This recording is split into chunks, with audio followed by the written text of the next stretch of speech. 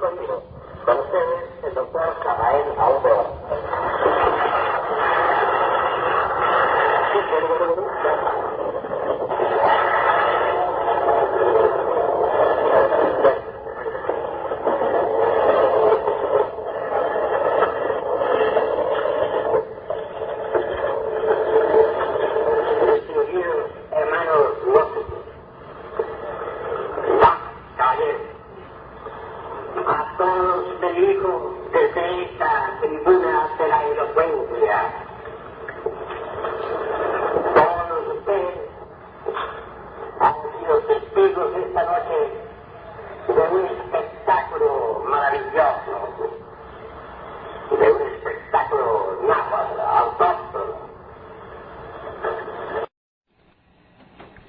Ciertamente, la sabiduría antigua de Anáhuac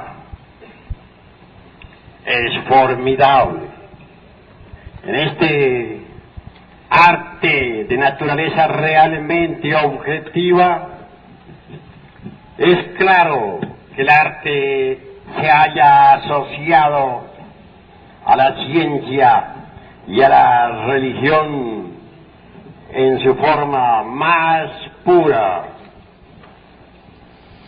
En tiempos de la antigua cultura de mayas, zapotecas, toltecas, etcétera, nunca estuvo el arte divorciado de la religión y de la ciencia y de la filosofía.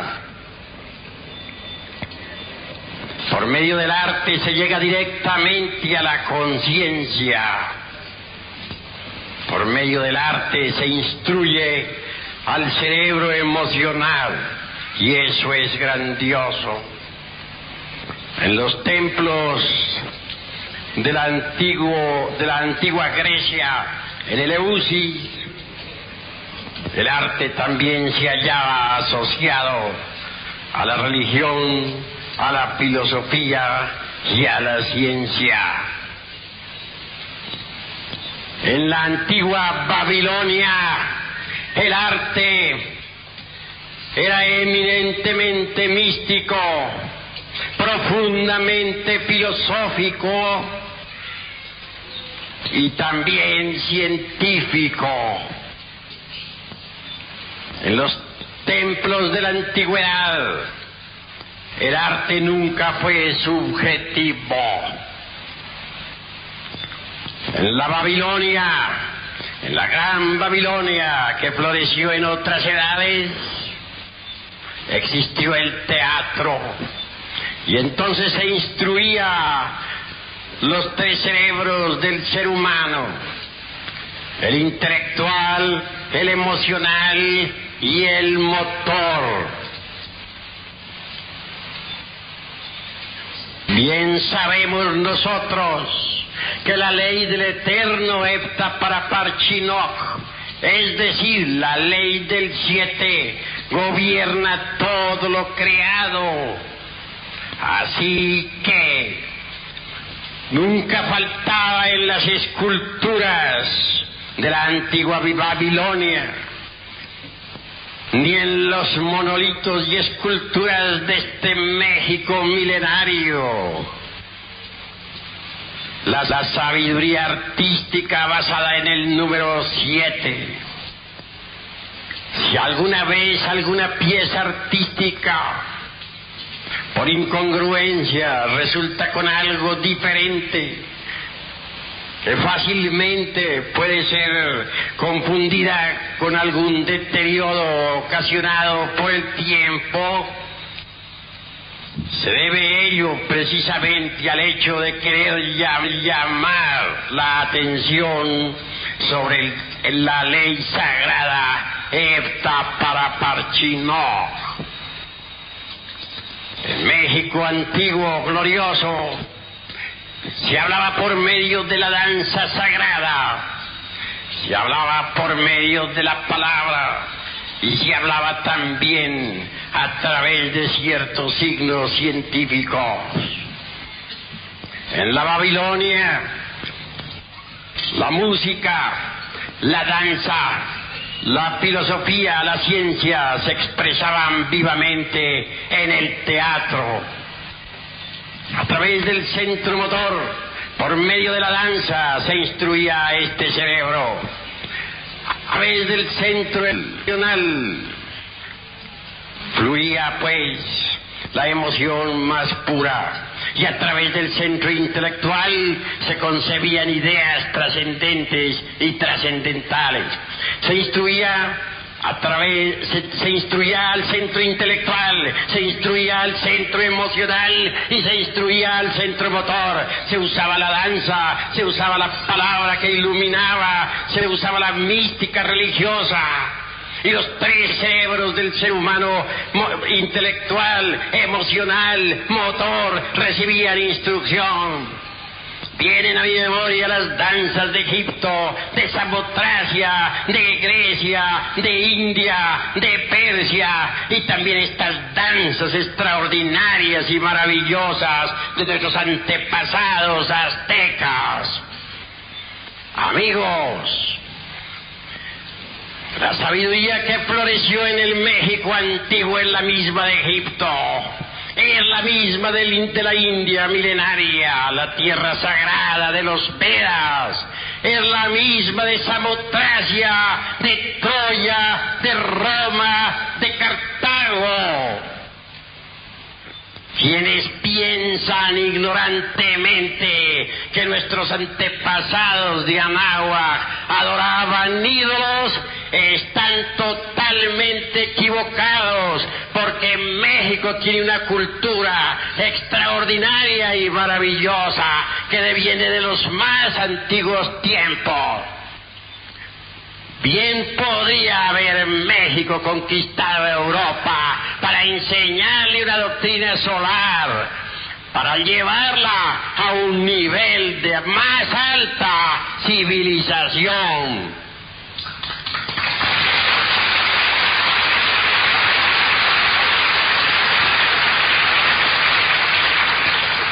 Amigos, si en la vieja Europa se adoró al Cristo, quiero que sepan también que aquí se reverenció al Cristo cósmico, a nuestro Señor Quetzalcóatl. No es pues Quetzalcóatl un ídolo, como presumen de ello muchos supercivilizados e ignorantes. El drama de nuestro Señor Quetzalcóatl es formidable, extraordinario, maravilloso. Es el mismo drama de Yeshua Ben Pandiá, es decir, el mismo drama de nuestro Señor el Cristo. Bien podemos asegurar, y en nombre de la verdad, que Quetzalcóatl es el Cristo.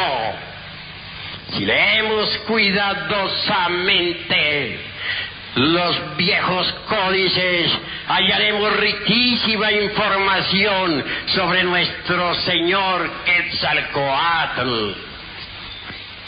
Vivía él, se dice, en una casa espléndida, en una ciudad maravillosa, viva representación divinal del paraíso terrenal. Un día cualquiera, dice la tradición alegórica o simbólica, mandó llamar a su esposa. Ella concurrió al llamado. Se extendió la estera sagrada en el duro piso y cuenta la leyenda de los siglos que se embriagó con vino. No debe tomarse esto en el sentido literal de la palabra. Realmente se trata de alegorizar el drama edénico. Es decir, comió de ese fruto que se le prohibiera, cuando se dijo: de todos los árboles del huerto podréis comer, menos del árbol de la ciencia del bien y del mal, porque el día que de él comiereis, moriréis. Quetzalcóatl se entristeció mucho por haberse embriagado. Es decir, había comido del árbol de la ciencia del bien y del mal. Entonces hubo de abandonar la lejana Tule, la ciudad espléndida de la luz, y vagó por todos los países del mundo, sufriendo terriblemente. Nos viene a la memoria aquel momento en que Jehová Dios se dirigiera a Adán y Eva para decirles: vosotros pereceréis. Y ellos hubieron de salir del Edén para trabajar y ganar el pan con el sudor de su frente y para alumbrar sus hijos con dolor. Así también nuestro Señor Quetzalcóatl, vagando por todos los países del mundo, sufrió lo indecible, arrojó sus joyas en un río sagrado, escondió sus tesoros divinales y se fue en busca de la tierra roja. Sufrió mucho y mirándose un día en el espejo dijo: he envejecido. Fue sometido a pruebas por algunos magos negros, pero él salió victorioso. Y al fin, después de haber sufrido mucho, llegó a la tierra roja. Entonces, dice la tradición, pudo morir y resucitar. Bajó a la región de los infiernos, al Mixtlán, para recoger los huesos de sus antepasados. Incuestionablemente, antes que subir, es necesario bajar. A toda exaltación le precede siempre una espantosa y terrible humillación. Quetzalcóatl fue humillado antes de ser exaltado. Arrepentido, resolvió incinerarse, y de entre esas cenizas resucitó para convertirse en el lucero de la mañana. Recordemos nosotros aquella frase del Apocalipsis que dice: al que venciere le daré el lucero de la mañana. En todas las ciudades de los distintos reinos de este antiguo México se rendía culto a nuestro Señor Quetzalcóatl. Y si nosotros visitamos Yucatán, hallaremos en algunas piedras todavía la historia de la vida, muerte y resurrección de nuestro Señor Quetzalcóatl. Eso se debe a que los antiguos náhuatl, los antiguos mexicanos, eran verdaderamente guerreros y sabios. Conquistaron otras tierras, se expandieron hacia el sur, llegaron a Yucatán, impusieron su doctrina en todos los lugares centroamericanos. Ni siquiera los mayas pudieron rechazar el grandioso culto al Cristo cósmico, a nuestro Señor Quetzalcóatl. Incuestionablemente, la religión náhuatl, y lo mismo que la maya y la tolteca, están impregnadas de tremenda sabiduría divinal. Quienes supongan, por ejemplo, que los dioses de Anáhuac o los dioses toltecas o zapotecas eran meramente ídolos, se hallan perfectamente equivocados. En nombre de la verdad diremos que los dioses de la antigua Tenochtitlán no fueron jamás ídolos. Los náhuatl no eran tan ignorantes como suponen los extranjeros que vinieron de Europa, como para adorar ídolos. En realidad, de verdad, que en la gran Tenochtitlán y pueblos adyacentes se rindió siempre culto a los ángeles, a los Elohim, a los Prajapatis. Quienes piensen que los dioses de Anáhuac eran simplemente ídolos están totalmente equivocados. Los dioses de Anáhuac son los mismos ángeles del cristianismo, los mismos Elohim de los hebreos, los mismos Prajapatis del Indostán. Por ejemplo, el Señor del Viento, aquel Dios maravilloso que tanto fue adorado en los pueblos antiguos, no era simplemente un ídolo. Hecate es el Señor del movimiento cósmico y tiene una escuela. Todavía hace poco tiempo que se realizó en el Yucatán un gran congreso de mayas. Se realizó en un pueblo que ahora no menciono. El dirigente de aquel congreso fue un maya. Sin embargo, fungía ante el pueblo como simple sacerdote católico. Y se realizó el congreso del Mayab en pleno atrio de la iglesia. Y fue precisamente allí donde un discípulo de la escuela del gran Ejecatl manifestó al alto sacerdote y a todos los grandes iniciados mayas que él quería el gran salto, que su ciencia magnífica relacionada con el movimiento cósmico en modo alguno podría ser entendida por esta humanidad caduca y decadente del siglo XX. Pedía permiso para dar el gran salto, es decir, para meter el cuerpo físico dentro de la cuarta vertical definitivamente y marcharse a otro planeta. Suplicó, se postró en tierra ante todos y oró. Y la congregación le confirió el permiso. En presencia de todos, metió el cuerpo dentro de la cuarta vertical con procedimientos esotéricos y científicos que la gente está supercivilizada ignora totalmente.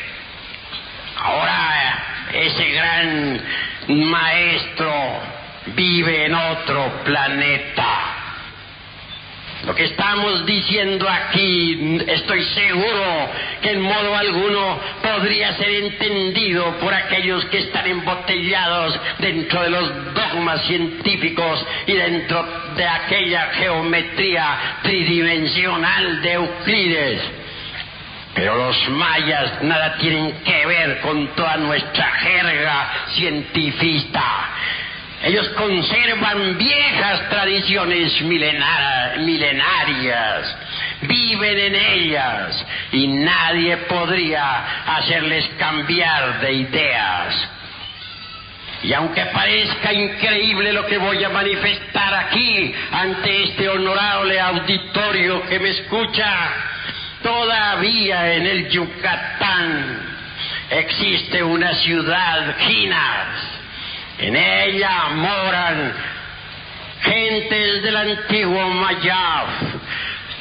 En ella viven conservando aún su ciencia, estudiando sus tablillas siderales, haciendo sus cálculos de tipo matemático. Estamos plenamente seguros de que los famosos supercivilizados de esta época jamás darán con esa gran ciudad del Mayab. El México antiguo tuvo una cultura que ni remotamente sospechan las gentes de esta época. Me viene a la memoria el caso aquel tan extraordinario de los 60 ancianos, queriendo el poderoso emperador Moctezuma saber algo sobre nuestros antepasados. Llamó a su primer ministro diciéndole: quiero saber cuenta de los siglos. Que el anciano respondió: poderoso emperador, ellos viven en la lejana Thule. Quisiera llegar allá, dice el gran emperador. Imposible, el camino está cerrado, no es posible. Solo metiendo el cuerpo por medio de encantos extraordinarios dentro de la cuarta vertical podríais llegar a ese lugar.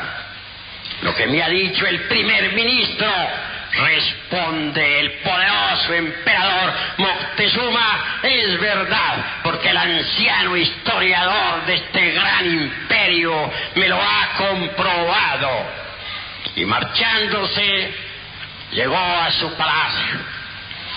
Días después los heraldos convocaban al pueblo, y convocaban también en forma específica definida a los 60 ancianos.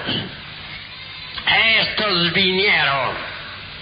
El emperador, dirigiéndose a ellos, les dijo: quiero saber dónde viven los dioses de Anáhuac. Quiero saber algo sobre Quetzalcóatl y sobre la madre de Huitzilopochtli y sobre todos esos santos y heroicos varones fundadores de la gran Tenochtitlán.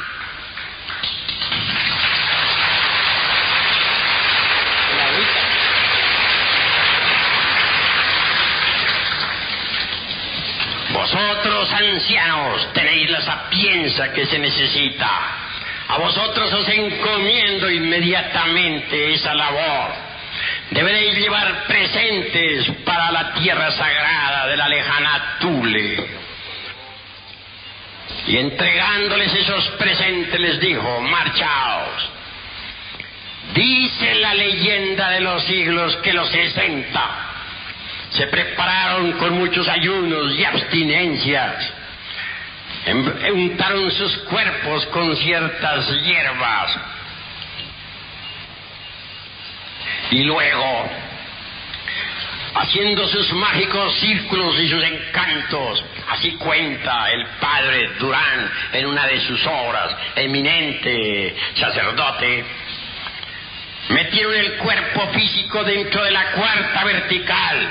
Es tan real esto que ni siquiera el padre Durán se atreve a negarlo. Y viajaron, dícese, por la dimensión desconocida hasta la lejana Thule. Al llegar allí, dice la historia que entonces se pusieron en contacto con un buen anciano. Preguntaron ellos por estos heroicos fundadores, discípulos de los dioses santos. Y se les dijo que ellos vivían allí. Se condujo a los 60 hasta el lugar donde estaba viviendo nuestro señor Quetzalcóatl y todo su séquito de heroicos y nobles varones mexicanos. Entregaron sus presentes a quienes debían entregar. No se deja de mencionar el caso de que cuando marchaban hacia las casas de tan legendarios señores, los pies se hundían en la arena y hasta se les dificultaba a estos 60 caminar. ¿Qué os pasa?, preguntó el anciano a los 60. ¿Por qué no podéis andar? ¿Qué es lo que coméis vosotros, mexicanos? ¿Qué es lo que bebéis? Los 60 respondieron: Señor, nosotros bebemos mucho pulque y nos embriagamos. Comemos de toda clase de carnes de caza. Desgraciadamente también fornicamos. Es por eso, ilustres varones, dijo el anciano, que se os dificulta caminar en este lugar, Vuestros presentes ciertamente no son para nosotros necesarios, pues vivimos una vida modesta, dormimos en el duro yermo, no necesitamos de lujo. Una anciana salió al encuentro de los 60. Traía la cara tiznada con carbón. Su vestidura estaba toda rasgada y sucia. Era la madre de Huitzilopochtli, la deidad fundadora de la gran Tenochtitlán. Era la divina madre Kundalini, triste porque su hijo había caído por la fornicación. Estoy triste, dijo ella, hasta que mi hijo regrese, es decir, hasta que el Bodhisattva, hablando en lenguaje sánscrito, se eleve, se regenere, suba otra vez del lodo de la tierra. Si vosotros continuáis así como vais, dijo la madre de Huitzilopochtli, pronto vendrán del otro lado del mar hombres blancos y barbudos que os conquistarán y os destruirán. Se refería claramente ella a los conquistadores de España. Platicaron los 60 con Quetzalcóatl, recibieron distintas enseñanzas. Después de todo, la madre de Huitzilopochtli entregó un braguero, se dice, a los 60, para que ellos a su vez se lo entregaran al poderoso Moctezuma. Ciertamente este no es más que un símbolo de castidad. Y despidió la madre de Huitzilopochtli a los 60, llevando tan duro mensaje al poderoso emperador Moctezuma, poderoso señor de la gran Tenochtitlán.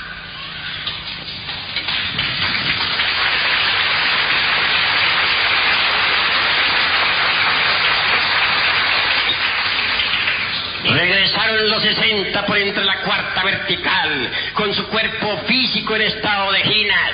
Algunos de ellos perecieron durante el trayecto, pero quienes lograron volver a la gran Tenochtitlán entregaron el mensaje al poderoso emperador, y él y su primer ministro lloraron, llenos de dolor. Hablaron al pueblo, convocaron a las multitudes para que dejaran la embriaguez del pulque y para que entraran por el camino de la regeneración. Mas todo era inútil. Ya la poderosa civilización solar, que otra resplandeciera maravillosa en la gran Tenochtitlán y en Teotihuacán y ciudades adyacentes, había entrado en el proceso descendente, decadente e involutivo. Las civilizaciones nacen, crecen, llegan a su cenit y después entran por el camino decadente hasta su destrucción. Así también un día, por ejemplo, floreció la poderosa civilización romana, la tierra augusta de los Césares, y más tarde la gran Roma heroica, victoriosa, entró por el camino descendente hasta su destrucción general. ¿Y qué diremos de esas poderosas civilizaciones de Babilonia la Grande, de Memphis y del Cairo, de la antigua India, de los rishis sagrados y del poderoso Tíbet? Todas esas civilizaciones entraron también en procesos decadentes y murieron. ¿Por qué tenía que ser una excepción la poderosísima civilización de la gran Tenochtitlán. Obviamente, los ciclos históricos son así. Las civilizaciones nacen, crecen, envejecen y mueren, como las plantas, como los hombres, como los mundos, como todo lo que es, como todo lo que ha sido, como todo lo que será. Pero quienes piensen que la poderosa civilización mexicana no existía y que aquí nuestros antepasados adoraban ídolos, están completamente equivocados, porque México en su esplendor bien hubiera podido colonizar a Europa.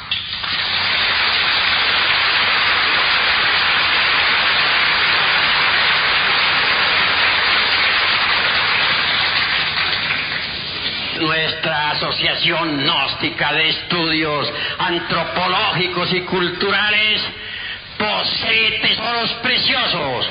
Entre ellos tenemos realmente los tesoros del antiguo México. Quiero referirme a los tesoros esotéricos y endotéricos, a los tesoros trascendentales y trascendentes, a la poderosa cultura mística, religiosa y artística de la antigua Náhuatl. Invitamos a todos los hombres y mujeres de buena voluntad a conocer todos estos tesoros extraordinarios, a estudiar en verdad la doctrina antigua del México milenario. Amigos, es necesario comprender la hora en que nos encontramos. Los hijos del quinto sol, está dicho claramente por los sabios de Anáhuac, perecerán por el fuego y los terremotos. En estos instantes de crisis mundial y de bancarrota de todos los principios, la tierra tiembla por todas partes. Ora en Europa dando 7,000 muertos, ora en el Perú dando 50,000, ora en la tierra de Managua acabando con la capital de ese país, ora en Venezuela o en Colombia o en la China. Y nadie conoce realmente la raíz de todos esos terremotos. Y es que ahora comienza a cumplirse todo lo que dijeron los sabios que cincelaron la piedra del sol, el calendario azteca. Los hijos del quinto sol, es decir, nosotros pereceremos dentro de muy poco tiempo por el fuego y por los terremotos. Paz, inverencia.